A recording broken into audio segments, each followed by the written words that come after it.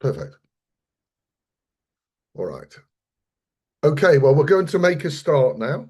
So, welcome everybody, and welcome to today's session on the critical need to integrate inclusion and climate resilient wash. As we innovate for climate resilience in water and sanitation, ensuring equity for all must be our foundation, not an afterthought. Our expert presenters will share insights on the challenges and opportunities for truly inclusive wash, including real-world case studies. After the talks, we'll have an interactive panel discussion. We encourage you to actively participate. Please share your experience in the chat and ask questions throughout the session. Dr. Amita Bakhtar is going to talk about gaps and challenges of inclusive wash and the risk that climate resilient wash not done well can bring to inclusion. Dr. Amita is a UK-based independent academic specialised in inclusive wash services in the Global South, co-lead of the Leave No One Behind theme at the Rural Water Supply Network and visiting scholar at University College London. Amita's a fellow of the Royal Geographical Society. She's got 10 years experience in the wash sector and completed a PhD on the hidden wash needs of perimenopausal women in urban Ghana. As an independent academic, she's a specialist in inclusive urban sanitation in India.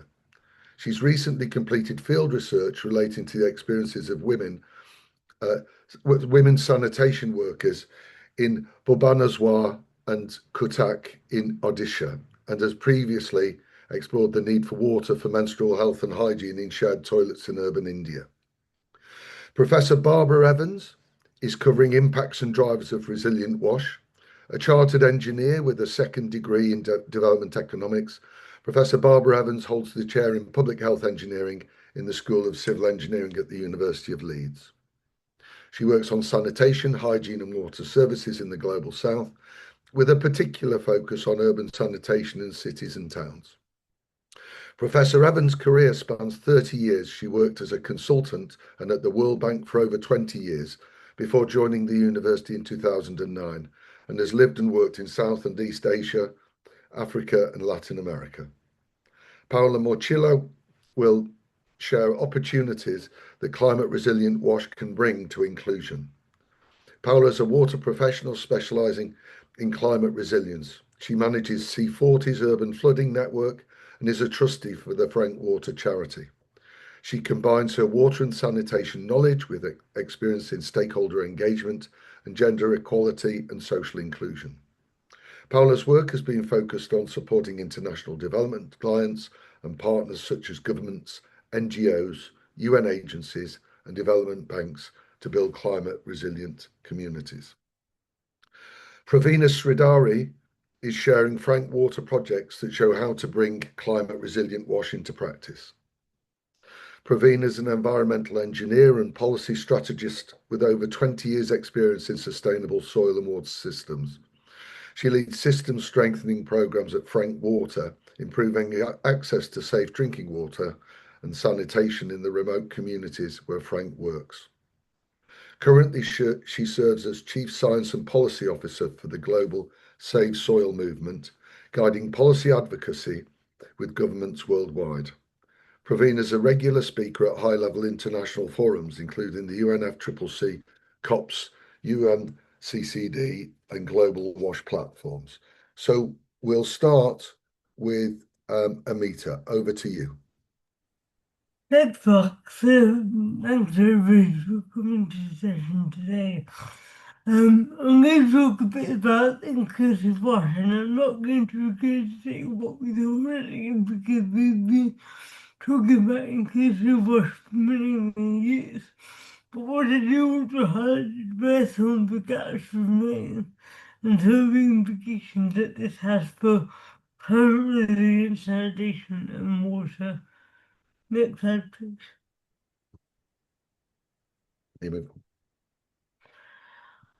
So obviously, to give it that the explanation in sanitation was fulfilled by recognition of human rights sanitation This led to significant advances in inclusion in the voice sector. So over the last 20 years, we have focused on inclusive services like people with disabilities, with menstrual health and hygiene for schools and other community-based activities. That's dominated the discussion. And this led to transformative changes in sanitation and national practices disability including menstrual hygiene. Next slide, please. But there still remain some gaps within inclusive wash. I'm going to talk about a few here. Next slide, please. First of all, if you look up what inclusive wash means on Google, interestingly, it's still focused on disability. So if you don't know about inclusive wash, immediately you think it's just about disabilities, including people with different disabilities. But actually, over the last 10 years, inclusion has broadened to much bigger areas than that. We've had a lot of discussion on mental health and hygiene. I've done some work on menopause. There's been debates around caste and increasingly we're looking at the rights of sanitation workers as well. So I think one of the first issues to think about is the fact that there have been cracks in terminology in the first place. Next. So this is what provides all people, regardless of the personal circumstances or identity, that they can write and say wash. And recent interpretations of what English wash is recognize the gaps and inequalities in which designed access and use for those particularly facing multiple forms of discrimination that intersect and least the benefits. And now, inclusive wash emphasizes the need to ensure flexibility, accessibility, and adaptability of options to suit diverse needs and contexts, and the ability to respond to future needs and challenges. So there's an emphasis there around sustainability for the longer term as well. Next slide, please.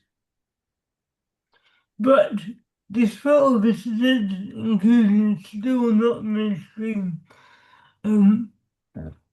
I see myself that people with migrant workers are still marginalized and not considered as part of inclusion. But in terms of decision resilient sanitation, they're the key stakeholders.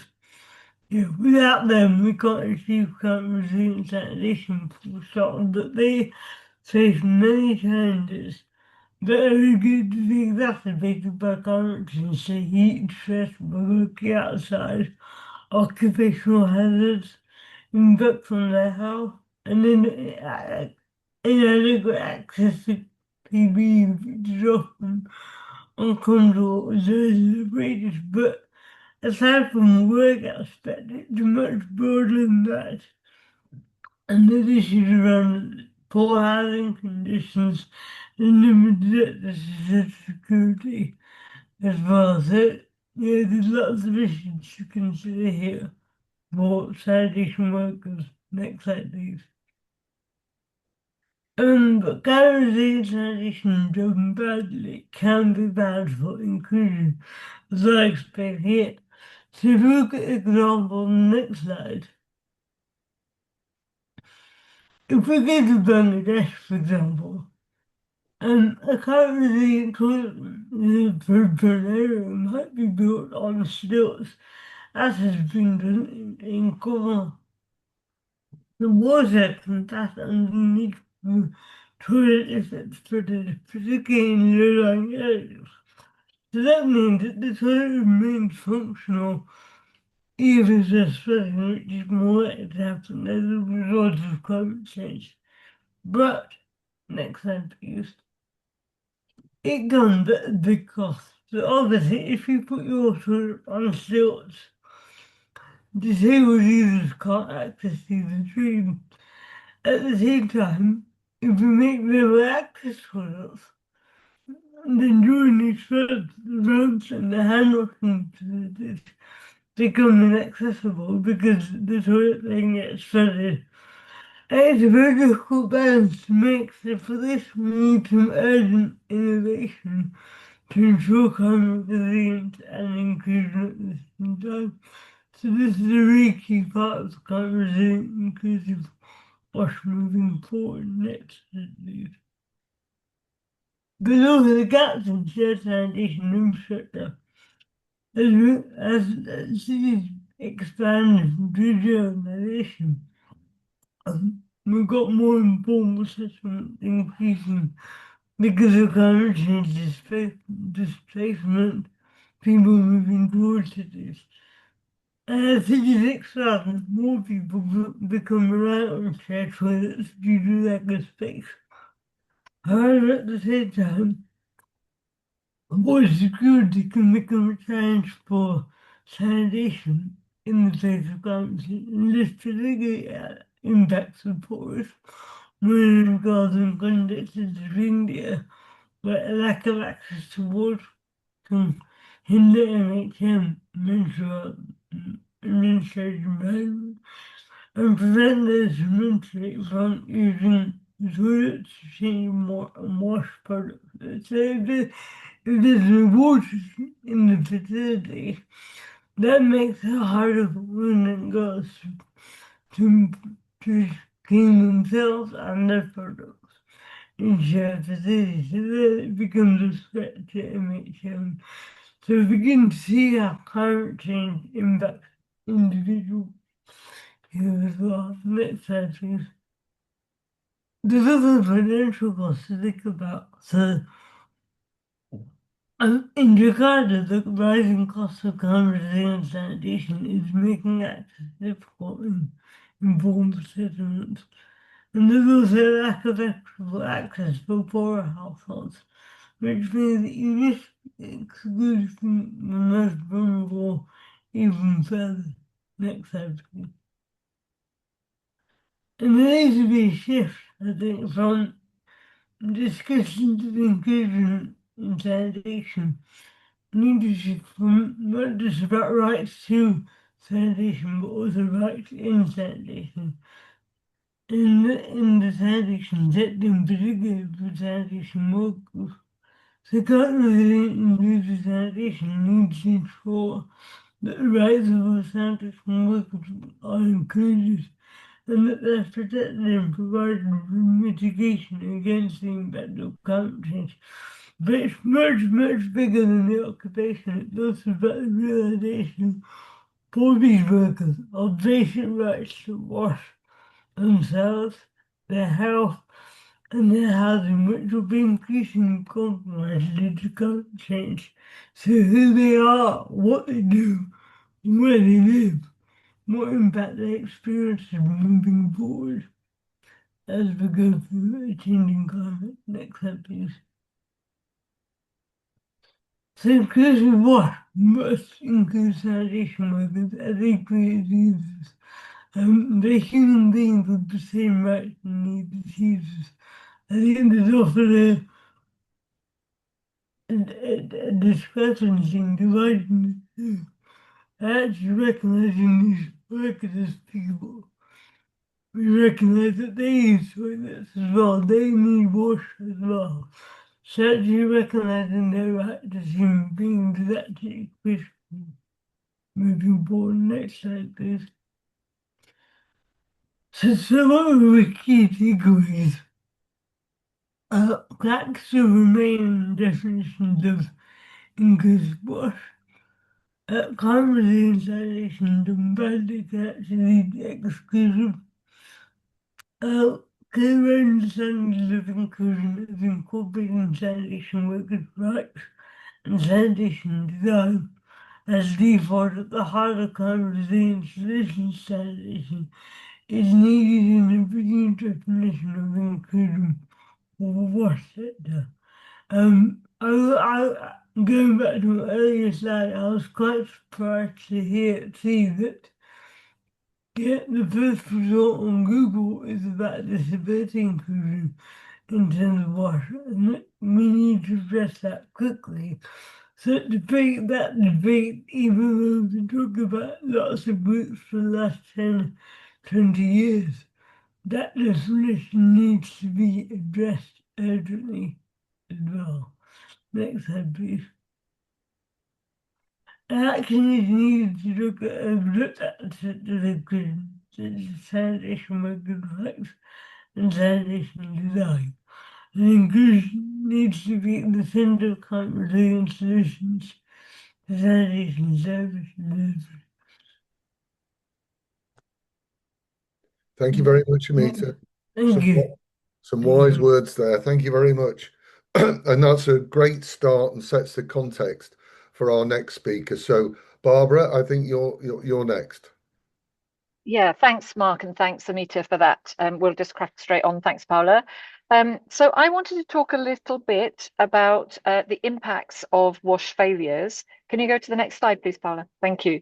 And just briefly to consider, I mean, as we know that when you have a WASH failure of any kind in sanitation or water, you have personal effects. If you click, Paula, so these might include stress, anxiety, gender-based balance, disease, loss of time, loss of earnings. We see damage at the household or community level. So again, stress and anxiety, but leading to disputes and violence, lots of community scale public health risks, especially vector-borne disease and displacement, and of course, risks at the population and environmental level. And I think the important thing here is to look at these impacts and consider that they are disequitable across different groups. So experience differently by men, children, elderly, people with disabilities, people who are pregnant, but also that they are exacerbated by climate, by changing weather patterns, or just we can say they're exacerbated by extreme weather, but they're also exacerbated by slow onset changes in weather. So what we need to think about when we're trying to fix WASH failure, if you like, is to think about how we intervene to reduce these effects across all population groups, so to have the equity issue in our minds, and also bearing in mind both types of future climate stresses, that's rapid onset shocks like floods and wildfires, and slow changes in the weather. I wanted to share with you a little introduction to a framework that has been developed by the JMP and GLASS through a consultative process, which is really trying to look, actually that process is looking at the development of core indicators for global and local monitoring so that we have some indicators of climate resilient WASH. If you could go to the next slide, please, Paula. So I think one of the things here is to try and set the scope of what we think resilient WASH needs to be in order to secure those benefits across all population groups and climate. I think a lot of people think that this is a question of thinking about the attributes of a piece of infrastructure and its service performance. So Amita gave the example of a toilet on stilts. I mean, my argument would be that in that case, that's not a climate resilient, it's certainly not an equitable climate resilient piece of infrastructure. As Amita said, it's not accessible to certain groups of the population. I would argue it's also not helping us to prevent the community and population scale problems that will occur if the situation fails. Raised toilets, in fact, exacerbate the risk of those failures, and that will be an increasing problem as the climate changes. So we would argue that we need to try and get to a point where we're building WASH infrastructure and resources which lead to really resilient service performance across all population groups. How are we going to do that? Not just by saying build a toilet like this, or build a hand pump like this, or build a water system like this. We also need to consider the drivers. So if you click through, Paula, we argue that what service providers and users do, so the adaptation actions that they take, are equally as important. So that could include changing the way we deliver the infrastructure, but also changing the way we operate the service. That in turn is driven by national and subnational government frameworks. So what is often referred to as the policy, institutional, and financial and regulatory drivers for that behavior. If we get all of that right, we end up with a much, much better user experience, both at the individual level, the household level, and at the population scale level. And that's both the immediate experience of using the service and the reduction in all of those hazards that we talked about. Just to give a couple of quick examples, if we click through, so this is the scope of the JMP GLASS analysis of climate resilient WASH. I'm going to give you a link at the end so you could find more information on this. Just some examples. So when we talk about adaptation actions by national and subnational government that are going to drive these infrastructure and services being resilient, click through, Paula, we might think of strategies that include measures which directly address vulnerable populations. So you're requiring service providers to address the needs of identified vulnerable populations in climate risk areas. You might think about financial instruments that transfer money on the basis of achieving sustained access for targeted population groups. So outcome-based management of public funds. At the adaptation action level, next one, we might see that so we might be asking service providers to actually build the systems in line with national guidelines on accessibility and sustainability rather than just allowing a sort of hodgepodge to occur. We might think about at the user scale communities engaging in participatory decision making to make sure that there are alternative services available if climate if it's unavoidable in some circumstances for weather to make services inaccessible. Next example, lots of examples of how sanitation and water can be resilient. I'm going to leave these slides with you, so I'm not going to go to the different in detail. If you go to the next slide, and then we need to really ask questions about who is retaining access to a reasonably high quality of service for sanitation and water. How long do disruptions last? How prepared can communities be? What kind of information do people have? And therefore, if we get all of that right, click to the last, Paula, the user experience can be less stressful. People will experience much less stress. If you go to the next slide, Paula, there's a lot more information here, and I'll put this link in the chat as well afterwards, so if people are interested. Just for your information, that process is ongoing. The JMP and GLASS are aiming to publish a list or a short list of potential indicators that could be used to improve programming, both across resilience and accessibility. Next slide. In summary, the impacts of WASH failures are diverse, they arise at a range of scales, and climate change exacerbates that uncertainty. We have to recognize that the drivers of that are complex. So to address both accessibility and climate risk in WASH service delivery, we need to think systematically. We need to think how and why access is differentially impacted by climate change. And when we center the need to maintain access for all, it highlights the most effective systemic drivers of resilience, I would organize. And I think Paula has some really nice examples to show that it's not just what you build, but what creates the incentives for what you build and what services you provide that gives us this outcome. Back to you, Paula.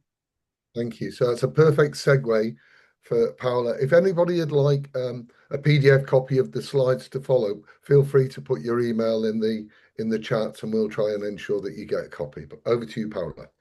Thank you. Thank you everyone for joining us this morning. I'm Paula Morcillo, and as Barbara said, after seeing the gaps that we have currently in inclusion and going through the impasse and the scope we have to work on, I want to explore with you some opportunities that we think that climate resilient WASH can bring to inclusion if it's done in the right way and also through the whole stages and dimension that needs to be.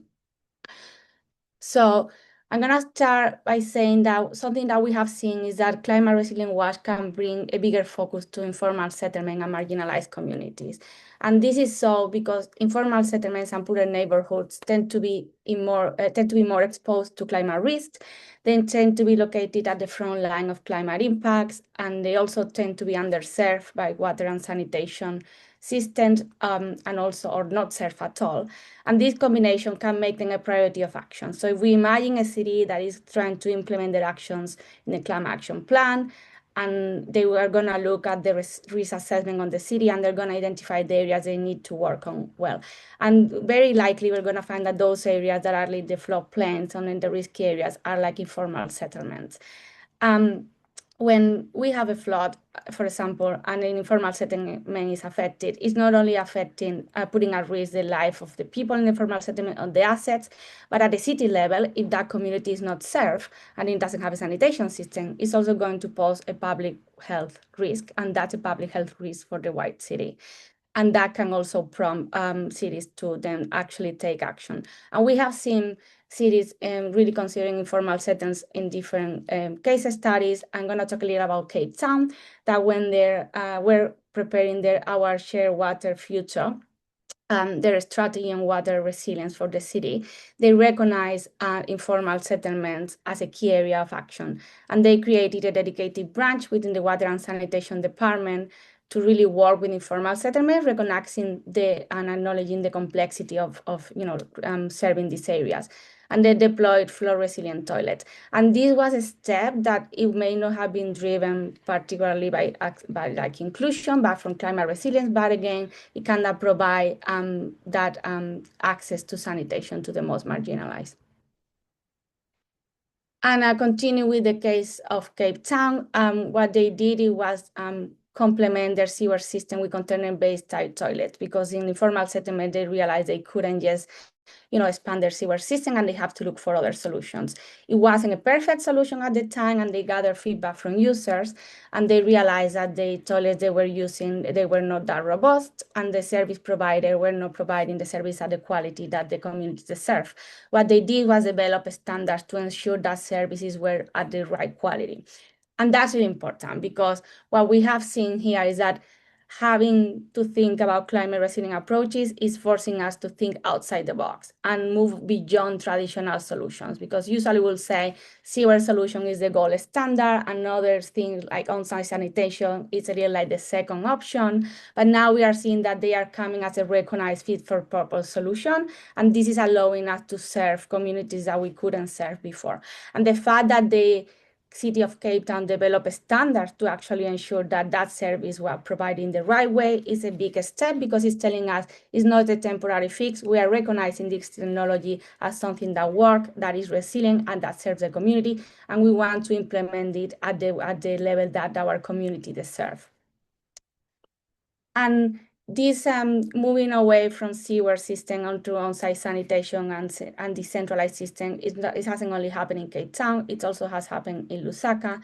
In Lusaka, the water and sanitation company has integrated on-site sanitation and fecal sludge management into their core business.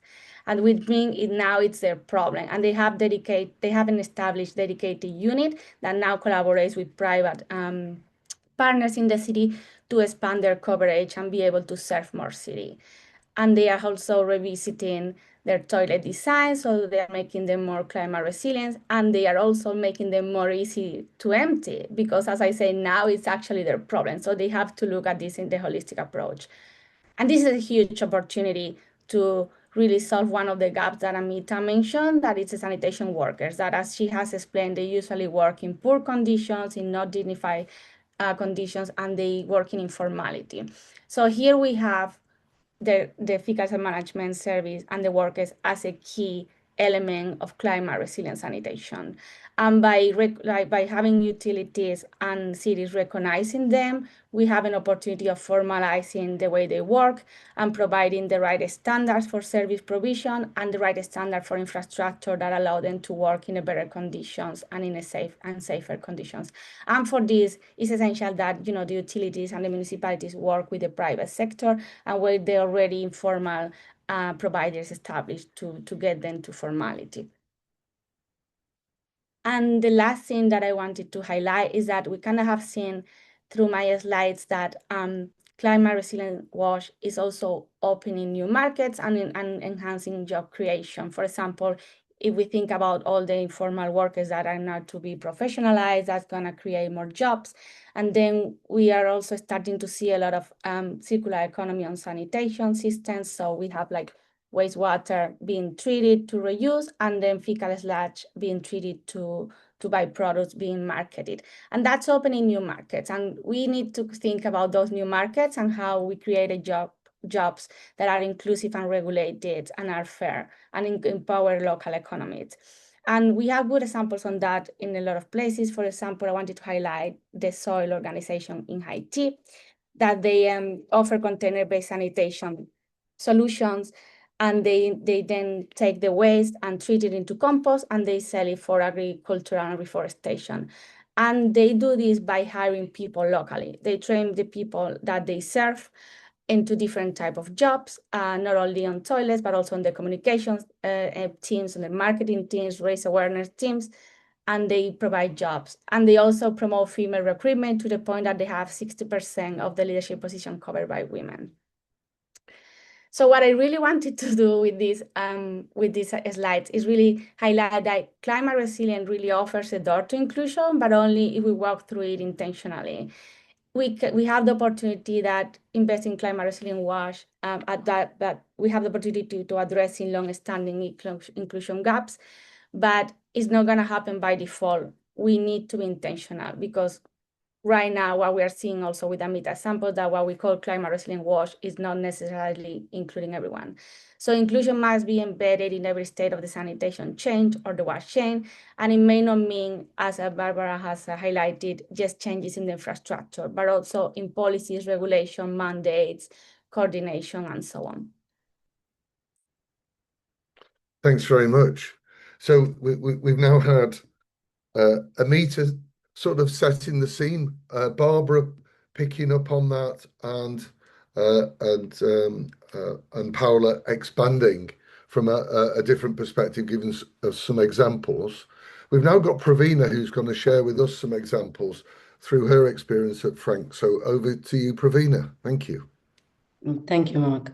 It's quite interesting, like I come and end, but it's nice to tie in everything that's been spoken until now. Thanks a lot, Mark, and thanks a lot, Paula, for bringing us in. Just a second. I'm going to start my timer. Yes. You have time. We're doing great with time. Yeah. So it was very interesting. I would want to string key words from all the three sessions and then pick up from there. Amita spoke about design, sanitation design. Barbara spoke of having indicators, having a very inquired way through which you come up with systems that work for people, the entire framework, the JMP framework. And Paula here talked about how, adapting designs in context and formalizing them makes a case for, making the infrastructure both climate resilient and inclusive. And here I come sharing experience of Frank Water, while all the other speakers spoke quite a bit about the urban, advertently or inadvertently. Here I'm going to go a little deep diving into the rural space. Yeah, maybe the next slide. Thank you.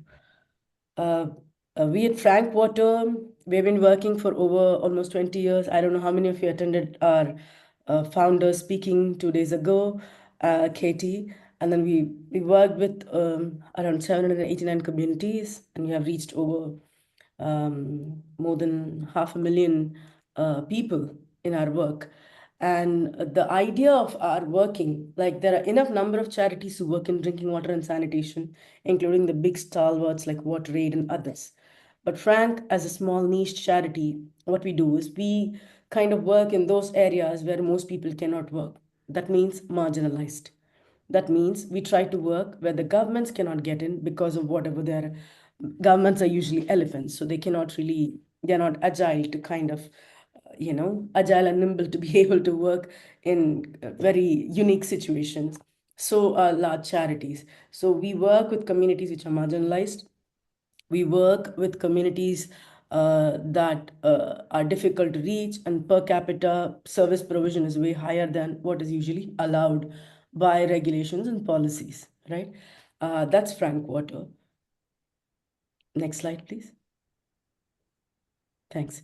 So we have articulated what we do into this fancy 4 words. Restoring water, it's more like strengthening our systems where service delivery is done, drinking water and sanitation service delivery is done to communities. The system strengthening foundationally is based on the integrated water resource management framework. We're looking at water as a resource.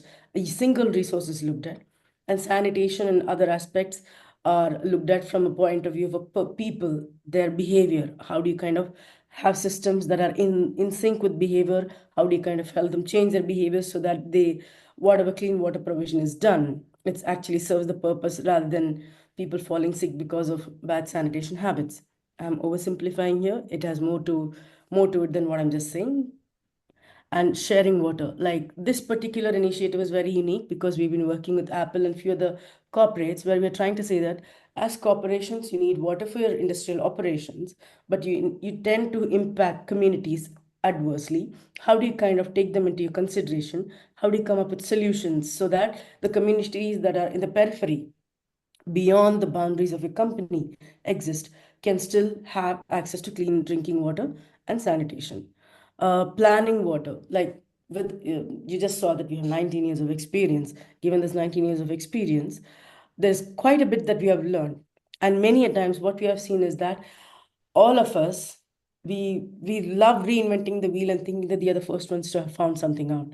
So instead of reinventing the wheel, we kind of want to make all the knowledge that we have. And for that matter, Arup has been a primary partner in this whole, using the 6-step process of how do you make a sustainable sanitation and wash system made available for a community. So we have made it available on our app. And then like we are now trying to integrate artificial intelligence so that at community level, decisions are made which are based on data, analytics, information, and science.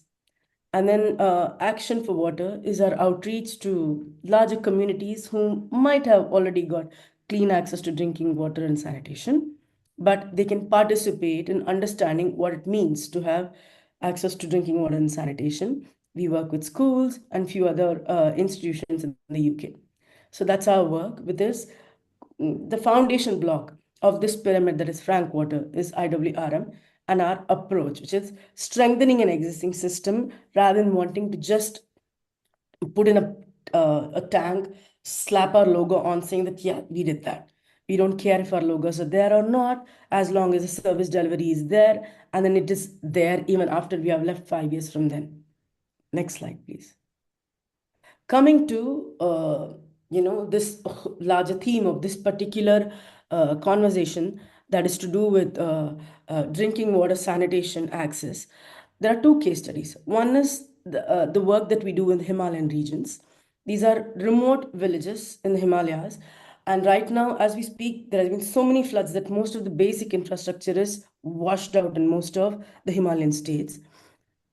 Our work is science driven, but the designing of the entire work though happens in consonance, in conversation with the communities, the women especially, because most of the when men leave the communities to go and do some labor outside, it's the women who stay on in the villages having to face the droughts and the floods at the same time.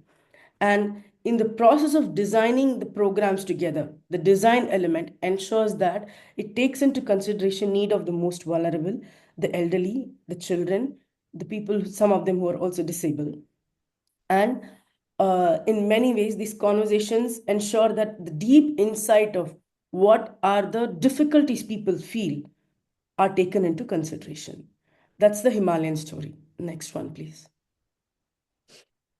With respect to the tribal communities that we work with, like some of them are in remotest parts of central India, where most of them, even now, like India is mostly literate now, but some of them are still not lettered.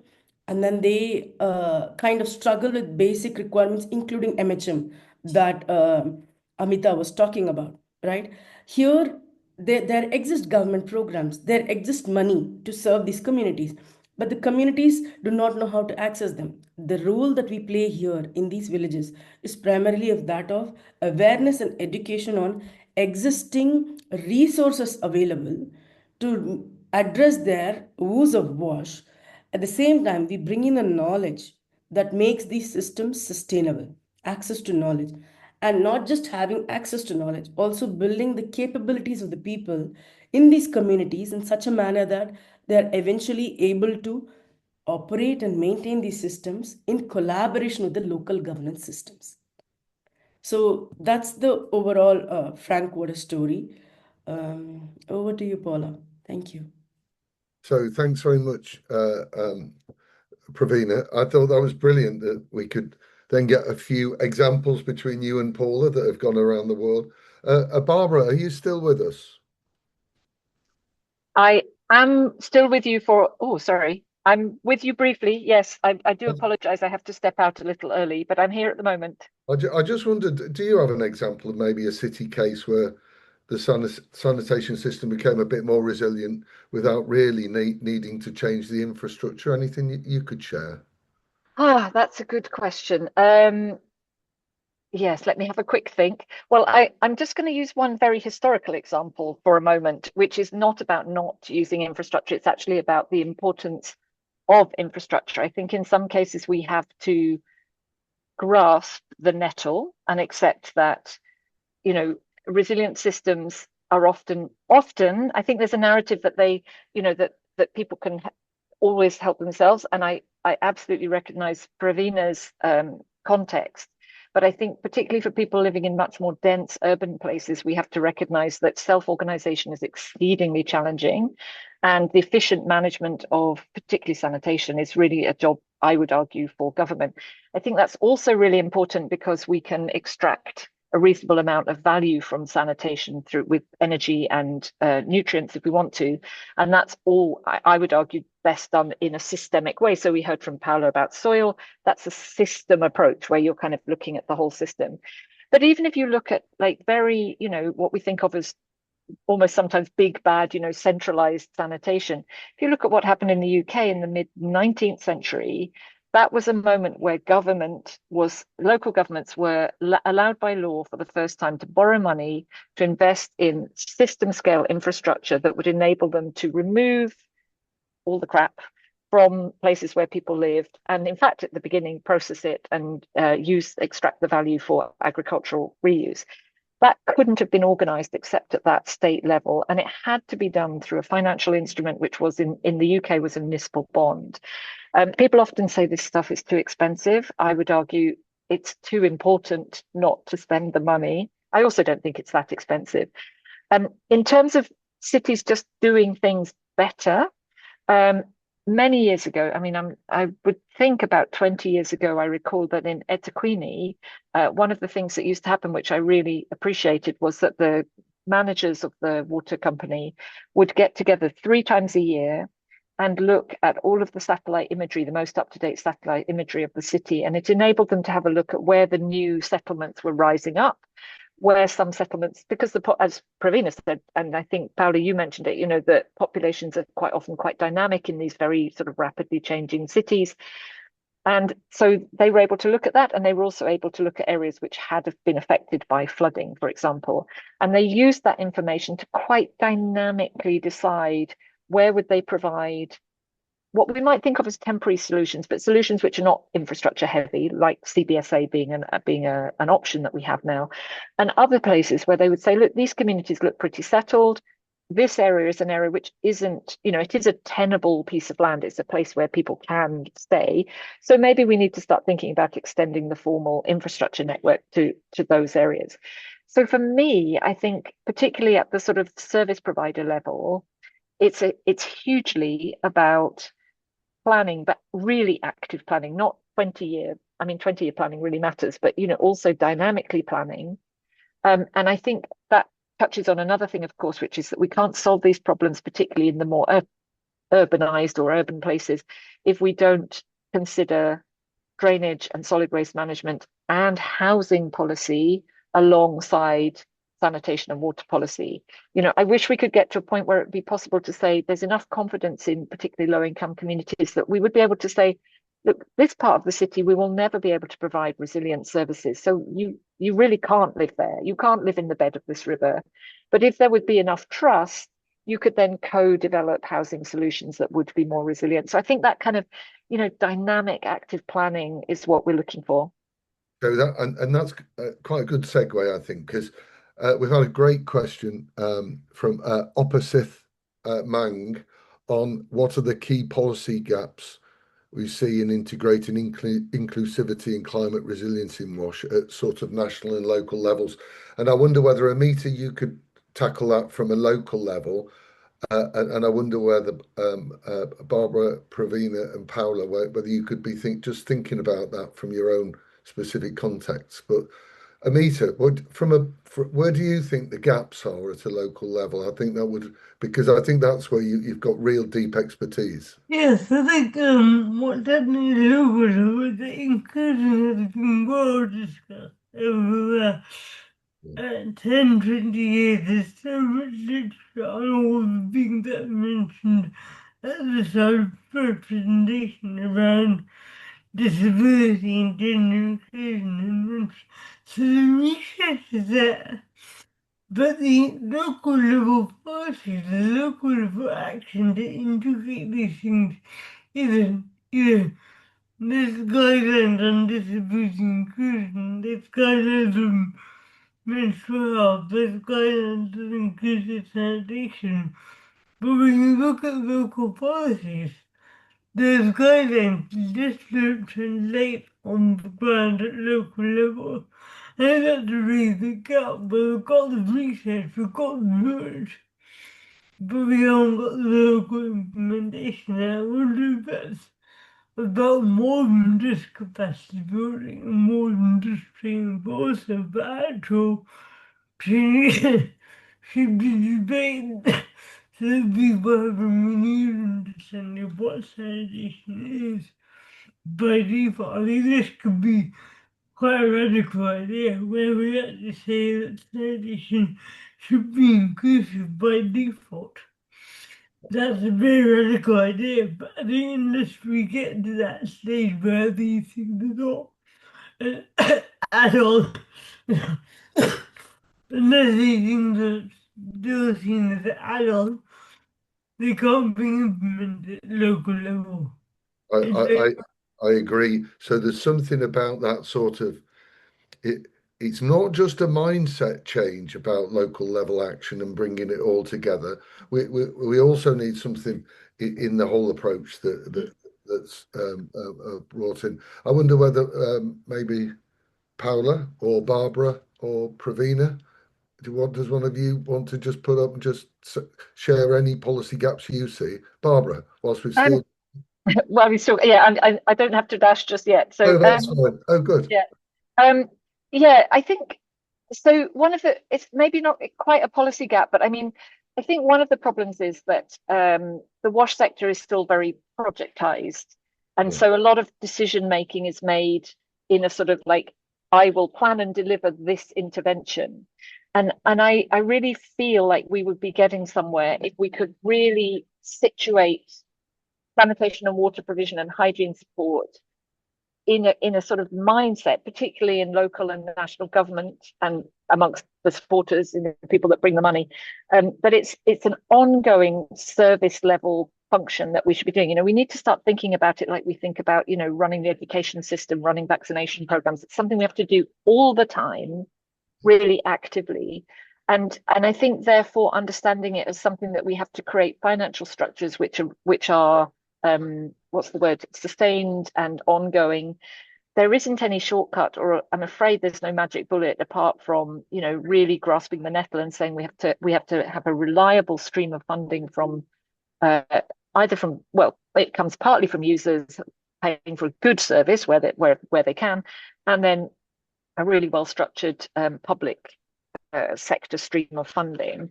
And just as a small aside, you know, people are always asking me about the UK system. If you ask me, the fundamental story of the last 40 years in the UK is a failure, to be honest, about that need for a continuous stream of funding so that the system can be continually adjusted, adapted, upgraded progressively.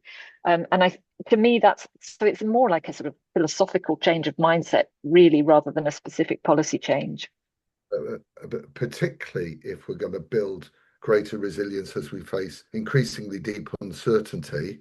Exactly. And I probably should have set that wider context of the trauma of the whole sector from the removal of US aid. So I think they're really important points. Maybe Paula? Yeah, I would like to maybe add something from a more local perspective, more from a city perspective. Yes, based on my experience with cities. So I think, and something this came out also in a discussion that we had yesterday in a World Bank session where they were launching actually a report on climate resilient sanitation. The integration between the different departments of the city is crucial because, we need to have a very integrated approach to provide like climate resilient water and sanitation, that's for sure. And that integration is lacking some changes of the governance and kind of like coordinating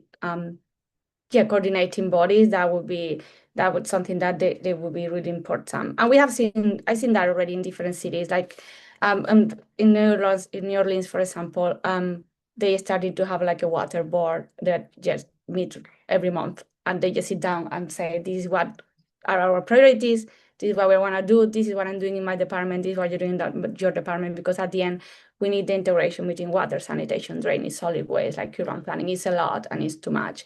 And another key thing that I've seen in cities is like when you try to provide like inclusive approaches or climate resilient approaches, sometimes you are lacking the trust of the community, and they probably have a good reason to not be trusting the local government. So I've seen that a lot of cities and municipalities are doing, and this is crucial, is you need to regain that trust of the community, and you do that by acting. And Cape Town did that by changing their water and sanitation department, like creating that informal settlement branch. They also changed the way the users could report. Like they became customer focused, and they regained the trust of the community. And with that, they increase their revenue, and they make them more of a financially sustainable department to then invest in climate change. But to gain that, you can also really link with local organizations that work with the community and have their trust. Because you're going to get two things there. One, you're going to get the respect of the community and their trust again, but also you're going to make sure that you are listening to all the voices that needs to be here, that are the ones on the ground. Absolutely. And I get a sense of that provides that agility for local trade-offs, which are going to be essential if we're going to build resilience into our systems. So I think that's really helpful. I wonder, Pravina, how do you include marginalized communities in your work? And anything you could sort of share with us about how Frank go about that element of inclusion? So I again and again I see this conversation is pivoting really about dense communities, which is a very what should I say, difficult problem to crack. Like there exists OECD water governance indicator framework, you have mutual accountability mechanisms, you have national, subnational monitoring systems that exist to see how the national to subnational things flow and back and forth. But I think the one key thing that Barbara said, which I felt will work in this particular context that all the three speakers discussed, has been that coming together as often as possible, maybe twice or thrice a year, and assessing where things stand, where gaps stand, national, subnational level, and then kind of working together to solve the gaps or fill the gaps will be a way for um, dense agglomerations. In the context of our work, where our communities sometimes maybe 100 families or maybe 200 families maximum, how we bring people together is that from the point of problem definition to the point of solving, there is participation that's involved. And I also agree with Barbara that honestly, this is a question that I've always struggled with. Why, as urban communities, we expect our services to be delivered, whereas in rural communities, we expect the communities to own up for the designing, the decision, the operation, the maintenance, right? This is a question that I'm yet to have answer for. But in the rural setting, given the amount of service delivery providers engagement is low, the best case is for the services to continue to be provided is for the communities to be involved. Having said that, we involve people from the point of problem definition to the point of program design. And we do that by having, you have various frameworks and ways in which you engage with communities, participatory rural appraisal, having your own village kind of mapped out, saying where what happens. All of these mechanisms we follow. And then by eventually, uh, the design of it is something that evolves in this process. The solution design evolves in this process of engagement. And this design that has evolved at the abstract level as what I would like as a service receiver is translated into a technical solution technical solution by hydrogeologist, your water pump guys, or all the people who are engaged from the municipality or sub-municipality level service providers. This is how we engage the communities. Okay. And I wonder, Amita, maybe our last question, just quite punchy, what do you think the sector needs to do? What needs to change for us to get more inclusion, more climate resilient sanitation from your perspective, Amita? I think at the heart of it, we need to bring science. We're still talking science for all this time. I mean, it's a good example of getting good experts and sanitation experts to work together on the issue in the first place. You know, I gave the example of sanitation workers. I was in India earlier this year meeting some sanitation workers in Odisha. And even talk about aspects of inclusion for them was a joke. Yes, And they had no facilities for themselves. yes, There's no such thing as gender inclusion. There's no such thing as their rights as people. And this was in a fecal environment context. So the workers that I spoke to were working when women are working in fecal environment, either in septic tank emptying or in toilet cleaning. And their basic rights just hadn't been addressed. And it's like we talk about progress in inclusion for how many years, but when it comes to these groups that are involved in service delivery, we are way, way behind because we're not seeing them as people. So my basic message is that we need to urgently bring these others, me and Barbara need to work together more there you and come at it together, yeah.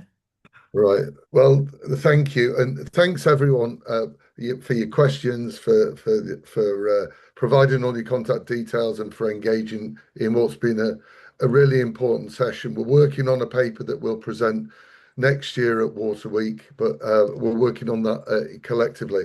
I just wonder a few key messages. I mean, action is needed to focus on overlooked aspects of inclusion. We've talked about those things like sanitation workers' rights, sanitation design, and how we start to treat people as people with a healthier respect, and how we establish local trust and trade-offs in what we're doing.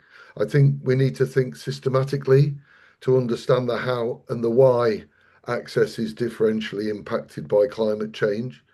And it offers a door to inclusion, I think, but it only offers a door if we walk through it intentionally. And I think that's really important. I wonder if you each have got just one thing that you'd like to maybe share, or something that you think out of this session people might want as a takeaway. Maybe Barbara? Yeah, I would like us all to stop talking about low cost wash, and I would like to get us talking about high value wash. Love it. Love it. That's a great takeaway for us. Pravina, anything for you? I think globally, we only 10% of total fresh water is taken for wash requirements. So unless we bring the agriculture and industry in this conversation, I think our needs will never be met. Everybody needs to get sustainable. Everybody needs to pitch towards wash becoming sustainable, I would say. I agree, and I assure you, wash isn't the only place where agriculture isn't in the conversation. So it's if I had heard it, if I had a penny for every time someone's told it me this week, I'd be a very rich man. Amita, what about you? What would be your one takeaway? I would like us to stop thinking about inclusion as the adult and start thinking about inclusion as default. Brilliant. Yours is there. I love it. We've been talking about this for years and years. Why is it so adult? Why is it not seen as part of design by default? I Yeah, agree. stop And making normal. you're right. We've been talking about it for years, but it's really important that we're still talking about it. It's never Yeah. been more important with Exactly. climate change. And Paola. Yeah, I'm gonna agree with Amit and say, yeah, to think about inclusion not as an add-on, as default, and to mainstream it through policies, regulation, and government and governance. It's not about just raising toilets.